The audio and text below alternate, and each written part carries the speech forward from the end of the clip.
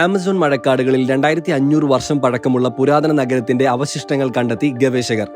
കിഴക്കൻ ഇക്വഡോറിലെ ആൻഡീസ് പർവ്വതനിരകളിലെ യുവാനോ താഴ്വരയിലാണ് ഈ നഗരം സ്ഥിതി ചെയ്തിരുന്നത് എന്നാണ് കണ്ടെത്തിയിരിക്കുന്നത്.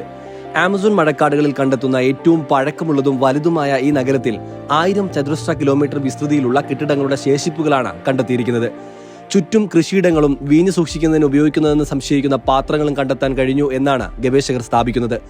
ആയിരക്കണക്കിന് വർഷങ്ങൾക്ക് മുൻപ് നാഗരിക സംസ്കാരം ആമസോൺ കാടുകളിൽ നിലനിന്നിരുന്നു എന്നതിന് തെളിവ് കൂടിയാണ് പുതിയ ഈ കണ്ടെത്തലുകൾ.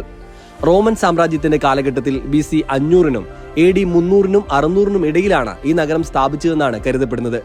ഫ്രഞ്ച് ഗവേഷണ കേന്ദ്രമായ CNRS-ലെ പുരാവസ്തു ഗവേഷകൻ സ്റ്റീഫൻ റോസ്റ്റിനും സംഘവുമാണ് ഈ കണ്ടെത്തലുകൾക്ക് പിന്നിൽ.